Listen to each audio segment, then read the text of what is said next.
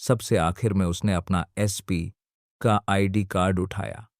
यह सिर्फ एक कार्ड नहीं था, यह उसका हथियार था, उसका ब्रह्मास्त्र था, जिसे वह आज आखिरी मौके पर इस्तेमाल करने वाली थी। उसने कार्ड को अपने झोले की सबसे निचली खुफिया जेब में छिपा लिया। उसने अपनी सरकारी गाड़ी नहीं ली। बंगले के पिछले दरवाजे से निकलकर वह कुछ दूर पैदल चली और फिर एक ऑटो रिक्शा पकड़ लिया। उसने धीरे से कहा, भैया, सरकारी अस्पताल चलना। ऑटो वाले ने उसे एक नज़र देखा और मीटर चालू कर दिया। रास्ते भर शहर की रोशनियां दौड़ती रहीं, लेकिन काव्या का मन अंधेरे में डूबा हुआ था।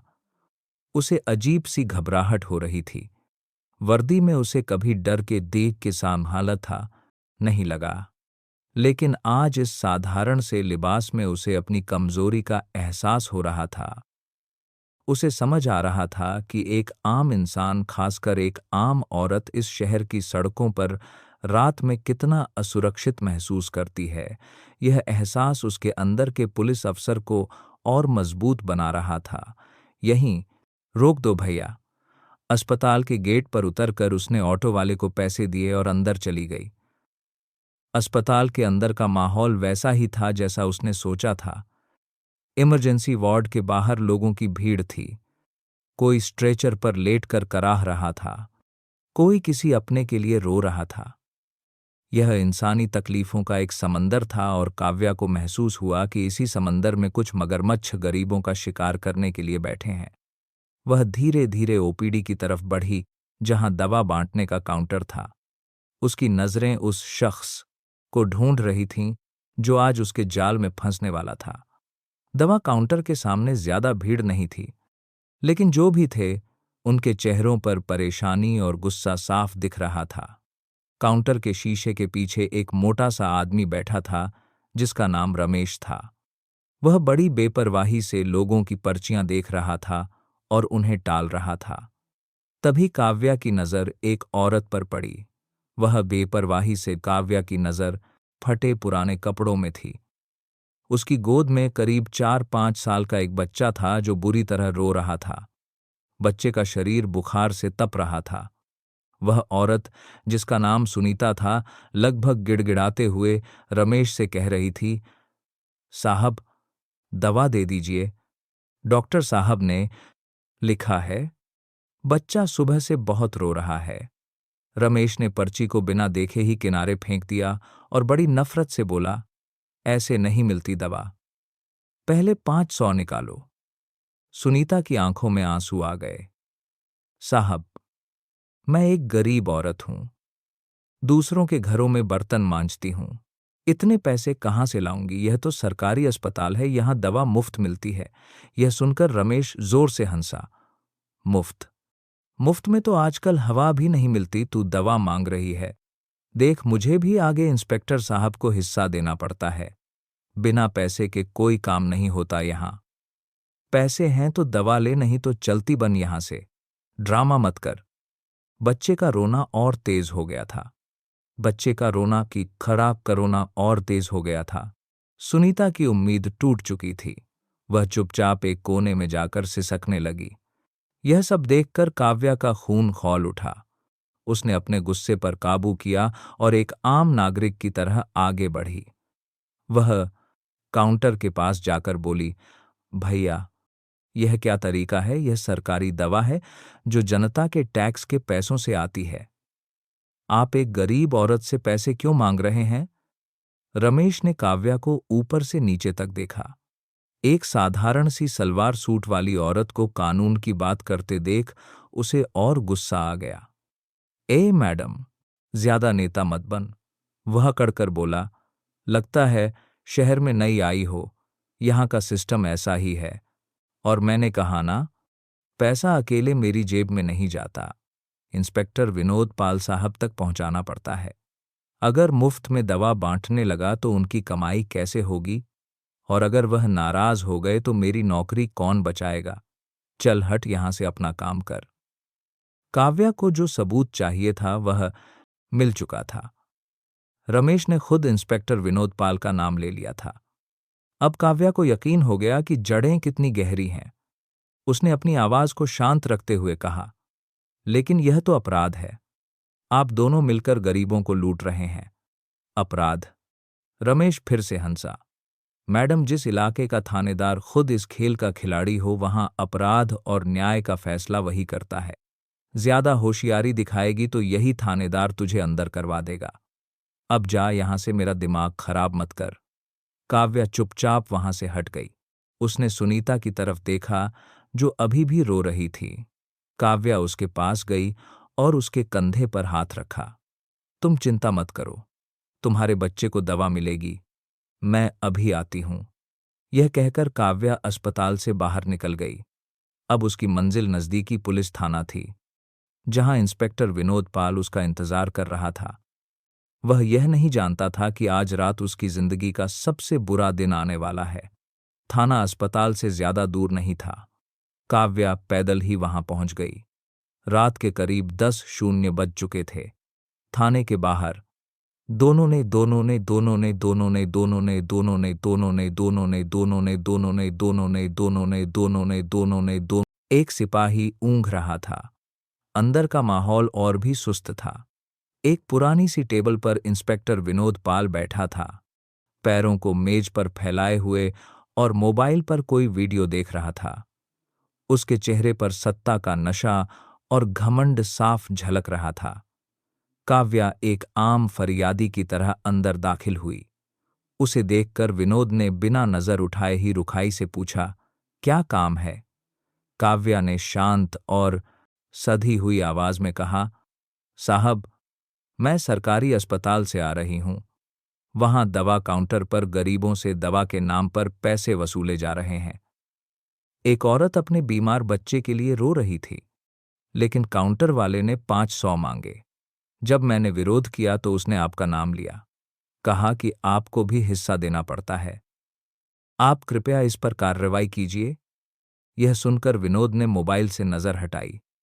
उसकी आंखों में गुस्सा था, जैसे काव्या ने उसकी चोरी पकड़ ली हो। उसने काव्या को घूरते हुए देखा, उसके साधारण कपड़ों का मजाक उड़ाते हुए।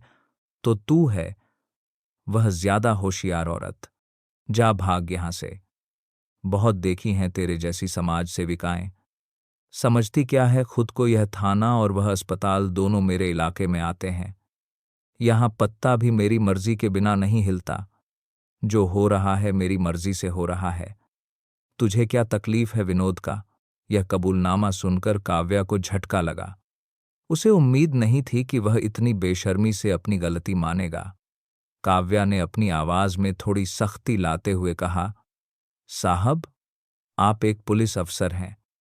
आपका काम कानून की रक्षा करना है, उसे तोड़ना नहीं। यह एक संगीन अपराध है। आपको उस काउंटर वाले पर और इस पूरे रैकेट पर कार्रवाई करनी चाहिए। कानून? विनोद अब भड़क गया था। वह अपनी कुर्सी से खड़ा हो गया। उसका चेहरा गुस्से से लाल हो रहा था। तू मुझे कानून सिखाएगी? औरत, अपनी औकात में रह। लगता है तुझे सबक सिखाना ही पड़ेगा। वह अपनी टेबल के चारों ओर घूमकर काव्या के सामने आ खड़ा हुआ। थाने में मौजूद 2-3 सिपाही यह सब देख रहे थे, लेकिन किसी की हिम्मत नहीं थी कि अपने अफसर को रोके। वे जानते थे कि विनोद का गुस्सा कितना खतरनाक है। विनोद चिल्लाया, ज्यादा कानून की जानकार मत बन। अभी ऐसा सबक सिखाऊंगा कि जिंदगी भर याद रखेगी। और इससे पहले कि काव्या कुछ समझ पाती, विनोद ने अपना भारी हाथ उठाया और पूरे थाने के सामने काव्या के गाल पर एक जोरदार थप्पड़ जड़ दिया।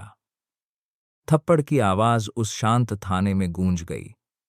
यह थप्पड़ सिर्फ काव्या के गाल पर नहीं, बल्कि उसकी आत्मा पर, उसकी वर्दी पर और उस कानून पर पड़ा था जिसकी वह कसम खाकर इस सेवा में आई थी।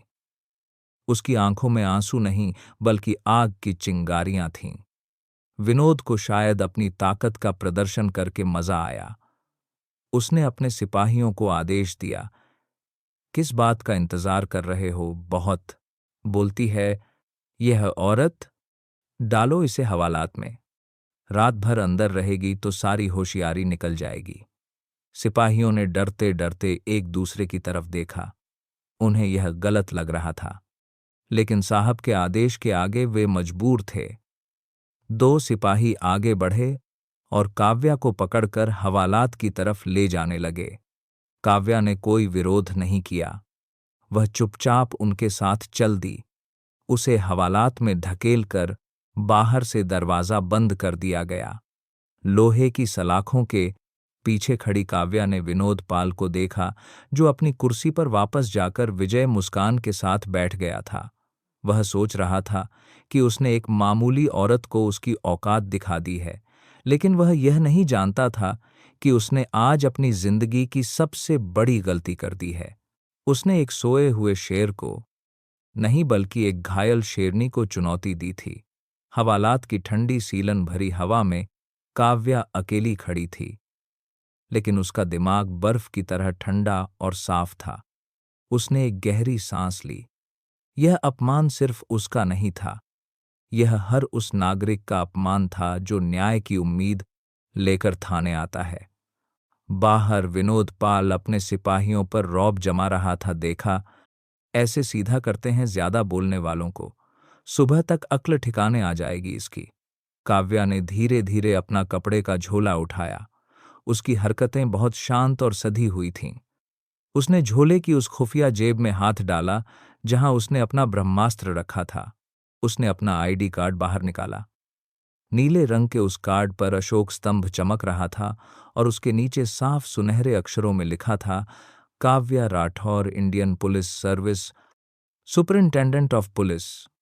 उसने कार्ड को अपनी उंगलियों में पकड़ा और हवालात की सलाखों से हाथ बाहर निकालकर उसे एक सिपाही की तरफ बढ़ाया जो पास ही खड़ा था। इसे देखो। सिपाही ने झिझकते हुए कार्ड हाथ में लिया। जैसे ही उसकी नजर कार्ड पर लिखे शब्दों पर पड़ी, उसके हाथ कांपने लगे। उसकी आंखों में खौफ का ऐसा समंदर उमड़ा जैसे उसने कोई भूत देख लिया हो। उसके मुंह से सिर्फ एक शब्द निकला, सर, सर, सर। वह लगभग दौड़ता हुआ विनोद पाल की मेज तक गया और कांपते हाथों से कार्ड उसके सामने रख दिया। सर, यह देखिए। विनोद ने गुस्से में कार्ड उठाया। क्या है इसमें? किसी का विजिटिंग कार्ड। उसके शब्द बीच में ही अटक गए। जैसे ही उसने कार्ड पर नाम और पद पढ़ा, उसके चेहरे का रंग उड़ गया। जो चेहरा कुछ देर पहले तक गुस्से और घमंड से लाल था, वह अब डर के मारे पीला पड़ चुका था। उसके माथे पर पसीने की बूंदें उभर आईं। उसके हाथ से कार्ड छूट कर मेज पर गिर गया। उसे लगा जैसे किसी ने उसके पैरों के नीचे से जमीन खींच ली हो। पूरे थाने में मौत जैसा सन्नाटा छा गया। जो सिपाही अब तक सिर झुकाए खड़े थे, उन्होंने फौरन काव्या की हवालात की तरफ मुड़कर पूरी ताकत से सैल्यूट ठोका। एक सिपाही भागा और उसने तुरंत हवालात का दरवाजा खोला। मैडम, मैडम, हमसे बहुत बड़ी गलती हो गई, हमें माफ कर दीजिए, वह गिड़गिड़ाने लगा। काव्या धीरे धीरे हवालात से बाहर आई। उसकी चाल में अब वही पुरानी एसपी वाली दृढ़ता और आत्मविश्वास था। उसकी आंखें सीधे विनोद पाल पर टिकी थीं, जो अपनी कुर्सी पर पत्थर की मूर्ति की तरह जम गया था। काव्या चलकर उसकी मेज के सामने खड़ी हो गई। उसकी आवाज अब बर्फ जैसी ठंडी थी, जिसमें कोई भावना नहीं थी सिवाय न्याय के। इंस्पेक्टर विनोद पाल, उसने कहा, और विनोद का पूरा शरीर कांप गया। तुमने सिर्फ मुझे थप्पड़ नहीं मारा, तुमने उस भरोसे को थप्पड़ मारा है जो इस देश का आम नागरिक इस वर्दी पर करता है। तुमने इस वर्दी को थप्पड़ मारा है जिसे पहनने के लिए हजारों नौजवान दिन रात एक कर देते हैं। तुमने गरीबों को लूटकर अपराधियों के साथ मिलकर कानून का जो मजाक बनाया है, उसकी सजा तुम्हें आज इसी वक्त मिलेगी। विनोद पाल कुर्सी से नीचे गिर पड़ा और काव्या के पैरों में लौटने लगा। मैडम, मुझे माफ कर दीजिए। मैडम, मुझसे गलती हो गई, मैं आपको पहचान नहीं पाया। मेरे बीवी बच्चे हैं। काव्या ने नफरत से उसकी तरफ देखा। जब तुम उस गरीब औरत को उसके रोते हुए बच्चे के सामने दुत्कार रहे थे, तब तुम्हें उसके बच्चे का ख्याल नहीं आया। जब तुमने एक अकेली औरत पर हाथ उठाया, तब तुम्हें कानून का ख्याल नहीं आया। तुम्हारे जैसे लोग इस पुलिस फोर्स के नाम पर एक धब्बा हैं। उसने अपनी जेब से फोन निकाला। उसकी उंगलियां तेजी से नंबर डायल कर रही थीं। उसने फोन कान पर लगाया और दूसरी तरफ से आवाज आते ही आदेश दिया, एसपी काव्या राठौर बोल रही हूं, कंट्रोल रूम। मेरी बात ध्यान से सुनो। इंस्पेक्टर विनोद पाल थाना इंचार्ज को तुरंत सस्पेंड किया जाता है। उसके खिलाफ भ्रष्टाचार, गरीबों से उगाही, ड्यूटी पर एक नागरिक के साथ मारपीट और एक वरिष्ठ अधिकारी पर हमला करने का केस दर्ज करो। मैं चाहती हूं कि डीएसपी साहब खुद एक टीम लेकर 5 मिनट के अंदर इस थाने में मौजूद हों। फोन कट गया। थाने में सन्नाटा ऐसा था कि कोई सांस भी ले तो आवाज सुनाई दे। विनोद पाल अभी भी फर्श पर पड़ा रो रहा था। उसे पता था कि उसका खेल अब खत्म हो चुका है। 5 मिनट भी नहीं बीते थे कि थाने के बाहर पुलिस की गाड़ियों के सायरन गूंजने लगे। डीएसपी शर्मा, एक ईमानदार और तेज तर्रार अफसर, अपनी टीम के साथ अंदर दाखिल हुए। उन्होंने अंदर का नजारा देखा। फर्श पर रोता हुआ इंस्पेक्टर विनोद पाल और शांत खड़ी एसपी काव्या राठौर। वह तुरंत मामला समझ गए। जय हिंद मैडम। डीएसपी ने काव्या को सैल्यूट किया। डीएसपी साहब, इस आदमी को गिरफ्तार कीजिए। काव्या ने विनोद की तरफ इशारा करते हुए कहा, इसके खिलाफ जो धाराएं मैंने बताई हैं उन सब में एफआईआर दर्ज कीजिए। मुझे 24 घंटे के अंदर इस अस्पताल घोटाले में शामिल हर एक प्राइव का शख्स की लिस्ट चाहिए, चाहे वह कितना भी बड़ा आदमी क्यों ना हो। जी मैडम। डीएसपी के आदेश पर 2 सिपाहियों ने विनोद पाल को उठाया।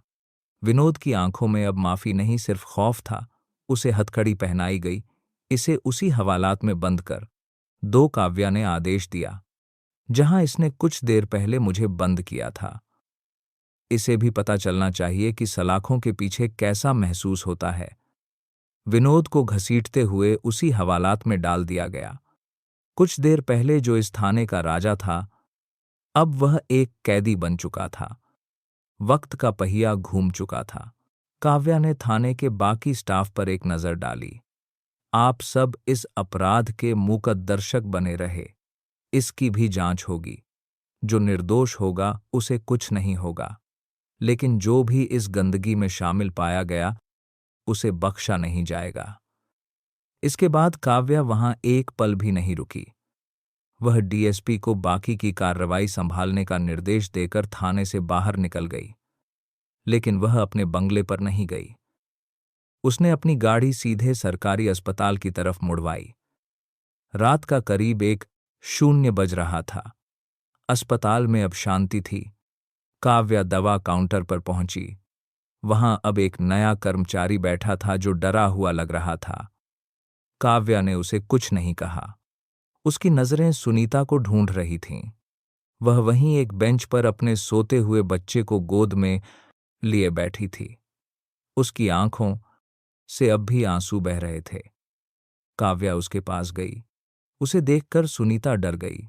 उसे लगा कि थाने की बात सुनकर शायद यह औरत भी मुसीबत में पड़ गई है। काव्या ने बहुत नरमी से उसके कंधे पर हाथ रखा। मैंने कहा था ना तुम्हारे बच्चे को दवा मिलेगी। उसने अपनी जेब से कुछ पैसे निकाले और एक कांस्टेबल को देकर कहा, जाओ इस पर्ची की सारी दवाएं बाहर के मेडिकल स्टोर से लेकर आओ, और यह पैसे मेरी तनख्वाह के हैं, सरकार के नहीं। कांस्टेबल दौड़कर गया और कुछ ही मिनटों में दवाएं लेकर आ गया। काव्या ने दवाएं सुनीता के हाथ में दीं। सुनीता को यकीन नहीं हो रहा था। उसने काव्या के हाथ पकड़ लिए। बहन जी, आप कौन हैं? आपने मेरे लिए इतना बड़ा खतरा मोल लिया।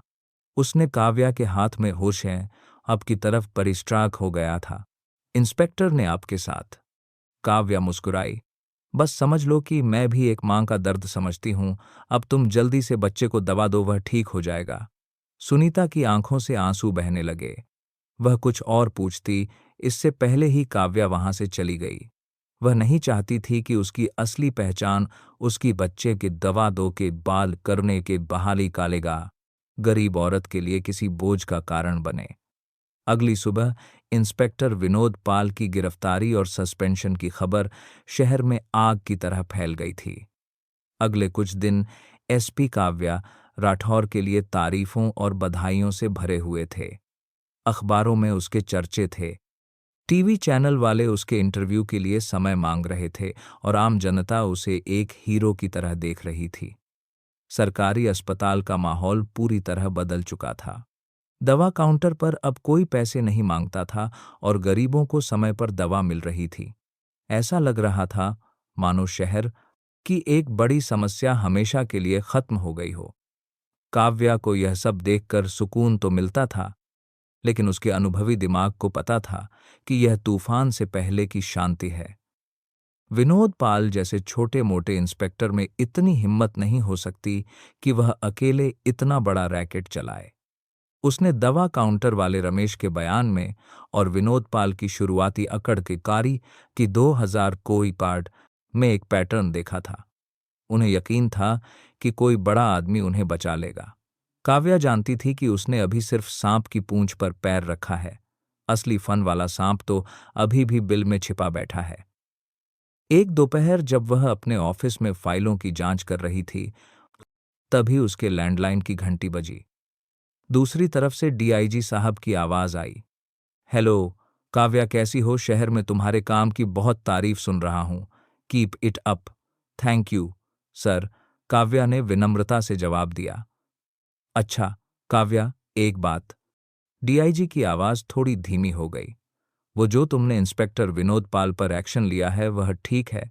करप्ट अफसरों पर एक्शन होना ही चाहिए, लेकिन थोड़ा ध्यान से। हमारे लोकल एमएलए अमर सिंह जी का फोन आया था। वह इस मामले में थोड़ी चिंता जाहिर कर रहे थे। काव्या के कान खड़े हो गए। अमर सिंह शहर का सबसे ताकतवर और लोकप्रिय नेता।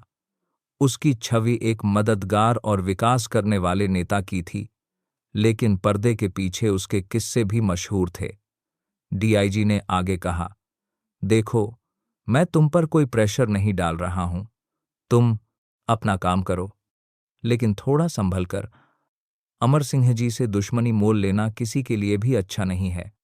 वह कह रहे थे कि विनोद पाल उनके दूर का कोई रिश्तेदार है और उसे फंसाया जा रहा है। सर, मेरे पास पुख्ता सबूत हैं। काव्या की आवाज में दृढ़ता थी।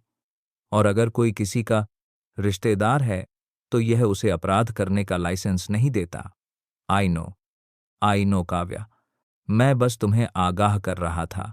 Be careful. फोन कट गया। काव्या ने रिसीवर रखा और अपनी कुर्सी पर पीछे टिक गई। अब तस्वीर बिल्कुल साफ हो रही थी।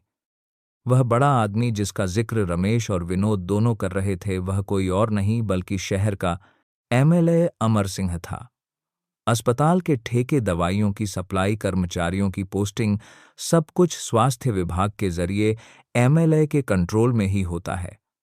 यह हफ्ता वसूली का पैसा नीचे से ऊपर तक जाता था और सबसे बड़ा हिस्सा अमर सिंह की जेब में जाता था, जिससे वह अपनी राजनीति चमकाता था।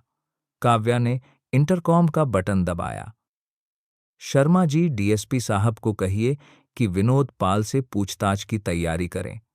मैं खुद उससे बात करना चाहती हूं। इंटेरोगेशन रूम में सन्नाटा था। सफेद दीवारों वाले उस कमरे में सिर्फ एक टेबल और 3 कुर्सियां थीं। एक कुर्सी पर इंस्पेक्टर विनोद पाल बैठा था। उसकी अकड़ अब गायब हो चुकी थी, लेकिन उसकी आंखों में अब भी एक उम्मीद बाकी थी। उसे लग रहा था कि एमएलए साहब उसे किसी भी तरह बाहर निकलवा ही लेंगे। दरवाजा खुला और काव्या अंदर आई। उसके साथ डीएसपी शर्मा भी थे। काव्या ने कोई सवाल नहीं पूछा। वह चुपचाप विनोद के सामने वाली कुर्सी पर बैठ गई और उसे घूरने लगी। उसकी खामोशी किसी भी सवाल से ज्यादा चुभने वाली थी। 5 मिनट बीत गए। विनोद की बेचैनी बढ़ने लगी। आखिर उसने ही चुप्पी तोड़ी। मैडम, आप मुझे यहां क्यों लाई हैं? मैंने कुछ नहीं किया है। मुझे फंसाया जा रहा है। काव्या हल्की सी मुस्कुराई। फंसाया जा रहा है विनोद? जब तुम मेरे गाल पर थप्पड़ मार रहे थे तब तुम्हें यह ख्याल नहीं आया। जब तुम गरीबों से दवा के पैसे लूट रहे थे तब कानून याद नहीं आया। वो मुझसे गलती हो गई, लेकिन मैं इस घोटाले में अकेला नहीं हूं। मैं जानती हूं, काव्या ने शांति से कहा। तुम तो बस एक छोटा सा प्यादा हो। असली खिलाड़ी तो कोई और है। अमर सिंह है ना? अमर सिंह का नाम सुनते ही विनोद के चेहरे पर हवाइयां उड़ने लगीं। नहीं, नहीं मैडम, मैं किसी अमर सिंह को नहीं जानता। काव्या ने टेबल पर एक फाइल फेंकी। यह तुम्हारे बैंक अकाउंट की डिटेल्स हैं विनोद। पिछले 2 सालों में तुम्हारे अकाउंट में तुम्हारी तनख्वाह से 50 लाख ज्यादा जमा हुए हैं। यह पैसा कहाँ से आया? और ये देखो, हर महीने की 5 तारीख को तुम एक दूसरे अकाउंट में पैसा ट्रांसफर करते थे। वह अकाउंट श्री बालाजी कंस्ट्रक्शन के नाम पर है, जिसके मालिक का नाम है अमर सिंह के छोटे भाई विजय सिंह। अब बताओगे या और सबूत दूं? विनोद कांपने लगा। उसे यकीन नहीं हो रहा था कि एसपी मैडम ने इतनी जल्दी इतनी जानकारी निकाल ली है। काव्या ने अपनी आवाज को और नरम किया, जैसे वह उसकी हमदर्द हो। देखो विनोद, मैं तुम्हारी हालत समझ सकती हूं। तुम सोच रहे हो कि अमर सिंह तुम्हें बचाएगा, लेकिन तुम गलत सोच रहे हो। अमर सिंह जैसे लोग अपने फायदे के लिए तुम जैसों का इस्तेमाल करते हैं, और जब तुम फंस जाते हो तो तुम्हें पहचानते भी नहीं। कल को जब यह केस कोर्ट में जाएगा तो अमर सिंह का बड़ा वकील उसे बेगुनाह साबित कर देगा और सारी सजा तुम्हें होगी। 10 से 15 साल के लिए जेल जाओगे, तुम्हारी नौकरी जाएगी, पेंशन जाएगी, तुम्हारे बच्चे तुम्हें एक भ्रष्ट बाप के नाम से जानेंगे। क्या तुम यह चाहते हो? विनोद की आंखों में आंसू आ गए। काव्या का हर शब्द उसे तीर की तरह लग रहा था। अमर सिंह तुम्हें बचाने नहीं आएगा विनोद। काव्या ने आखिरी दांव खेला। अभी 10 मिनट पहले मेरी डीआईजी साहब से बात हुई है। एमएलए साहब ने खुद उन्हें फोन करके कहा है कि इस मामले को जल्द से जल्द खत्म करो और जो भी दोषी है उसे सख्त से सख्त सजा दो। वह तो मीडिया में बयान देने की भी तैयारी कर रहा है कि कैसे उसने खुद पुलिस को इस भ्रष्टाचार के बारे में बताया था। वह सारा इल्जाम तुम्हारे सिर पर डालकर खुद हीरो बन जाएगा। यह एक सफेद झूठ था, लेकिन इसका असर अचूक हुआ। विनोद पाल टूट गया। उसे समझ आ गया कि वह जिस नाव पर सवार था, उसका खेवैया खुद ही उसे डुबाने की तैयारी कर रहा है। वह फूट फूट कर रोने लगा। मैडम, मुझे बचा लीजिए, मैं आपका हर हुक्म मानूंगा। हाँ, यह सब अमर सिंह ही करवाता था। अस्पताल में दवा सप्लाई का ठेका उसी की कंपनी का है। दवाएं सरकार से मुफ्त आती थीं, लेकिन वह उन्हें बाजार में बेच देता था और अस्पताल में नकली और सस्ती दवाएं रखवा देता था। जो असली दवाएं बचती थीं, उन्हें बेचकर पैसा कमाने का टारगेट हमें दिया जाता था। महीने का पूरा कलेक्शन उसी के पास जाता था। उसने अगले 1 घंटे में पूरे रैकेट का कच्चा चिट्ठा खोलकर रख दिया। कौन कौन शामिल था, पैसा कहाँ कहाँ जाता था, सब कुछ बता दिया। काव्या को जो चाहिए था वह मिल गया था, लेकिन वह जानती थी कि एक मुखरे हुए प्यादे के बयान पर एक ताकतवर एमएलए को गिरफ्तार करना आसान नहीं होगा। उसे और ठोस सबूत चाहिए थे। विनोद पाल के बयान के बाद काव्या और उसकी टीम ने अपनी जांच तेज कर दी। उन्होंने दवा काउंटर वाले रमेश को भी सरकारी गवाह बनने के लिए राजी कर लिया। अब उनके पास 2 गवाह थे, लेकिन अमर सिंह जैसे शातिर खिलाड़ी को घेरने के लिए यह काफी नहीं था। यह बात अमर सिंह तक भी पहुंच गई थी कि विनोद पाल टूट चुका है। अब उसने सीधा रास्ता अपनाने का फैसला किया। एक सुबह बिना किसी अपॉइंटमेंट के एमएलए अमर सिंह का काफिला एसपी ऑफिस के बाहर आकर रुका। सफेद कुर्ता पायजामा पहने, चेहरे पर एक विनम्र मुस्कान लिए अमर सिंह ऐसे अंदर आया जैसे वह कोई जांच में सहयोग करने आया हो। एसपी साहिबा, नमस्कार। मैंने सोचा कि शहर में इतना कुछ हो रहा है तो एक जिम्मेदार नागरिक होने के नाते आपसे मिलकर जानकारी ले लूं, उसने काव्या की कुर्सी के सामने बैठते हुए कहा। उसकी बातों में शहद घुला था, लेकिन आंखों में जहर था। कहिए एमएलए साहब, मैं आपकी क्या सेवा कर सकती हूं? काव्या ने भी उतनी ही औपचारिकता से जवाब दिया। सेवा तो आप हमारी कर रही हैं, शहर से गंदगी साफ कर रही हैं। यह जो विनोद पाल का मामला है, सुनकर बहुत दुख हुआ कि पुलिस विभाग में ऐसे लोग हैं। इसे कड़ी से कड़ी सजा मिलनी चाहिए। यह उसकी पहली चाल थी। वह खुद को मामले से अलग दिखाना चाहता था। काव्या ने कहा, सजा तो उसे जरूर मिलेगी सर, और उसे भी जो इस पूरे खेल के पीछे का मास्टरमाइंड है। बिल्कुल बिल्कुल, मास्टरमाइंड को तो पकड़ना ही चाहिए। वैसे मैंने सुना है आप बहुत अच्छा काम कर रही हैं, युवा हैं, ऊर्जावान हैं, आपका भविष्य बहुत उज्ज्वल है। मैं गृह मंत्री जी से बात कर रहा था, वह भी आपकी तारीफ कर रहे थे। कह रहे थे कि आपको किसी बड़े शहर या फिर स्टेट कैपिटल में पोस्टिंग मिलनी चाहिए। यहाँ छोटे शहर में आपकी प्रतिभा बर्बाद हो रही है। यह उसकी दूसरी चाल थी, प्रमोशन का लालच। काव्या ने शांति से जवाब दिया, सर, मेरे लिए शहर छोटा या बड़ा नहीं होता, अपराध छोटा या बड़ा होता है। और जब तक मैं यहाँ की एसपी हूं, यहाँ के हर अपराधी को सजा दिलाना मेरा कर्तव्य है। अब अमर सिंह समझ गया कि यह महिला न तो डरेगी न ही बिकेगी। उसने अपनी आखिरी चाल चली, धमकी। देखिए एसपी साहिबा, आप अभी जवान हैं। शायद आपको अंदाजा नहीं है कि राजनीति की जड़ें कितनी गहरी होती हैं। कभी कभी न चाहते हुए भी कुछ चीज़ों को नज़रअंदाज करना पड़ता है, सिस्टम के साथ चलना पड़ता है। जो सिस्टम से टकराता है वह अक्सर टूट जाता है। आपका ट्रांसफ़र कराना या आपके खिलाफ कोई झूठी जांच बैठाना मेरे लिए बाएं हाथ का खेल है। मैं आपको एक दोस्त की तरह सलाह दे रहा हूं, इस केस को यहीं बंद कर दीजिए। विनोद पाल को सजा दिलाइए और हीरो बन जाइए। इससे आगे बढ़ने की कोशिश मत कीजिए, वरना आपका करियर और आपकी सुरक्षा दोनों खतरे में पड़ सकते हैं। यह एक सीधी धमकी थी। काव्या की आंखों में गुस्सा चमक उठा। वह अपनी कुर्सी से खड़ी हो गई। एमएलए साहब, मुझे धमकी देने की गलती मत कीजिए। यह वर्दी मैंने किसी के रहमोकरम पर नहीं, बल्कि अपनी मेहनत से पहनी है। और रही बात मेरे करियर और सुरक्षा की, तो उसकी चिंता आप मत कीजिए। आप बस यह चिंता कीजिए कि जब आपके खिलाफ अरेस्ट वारंट निकलेगा तो आप कहाँ छिपे मिलेंगे। अमर सिंह का चेहरा सफेद पड़ गया।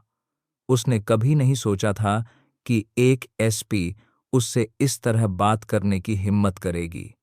वह गुस्से में उठा और बिना चुप रुका कुछ कहे कमरे से बाहर चला गया।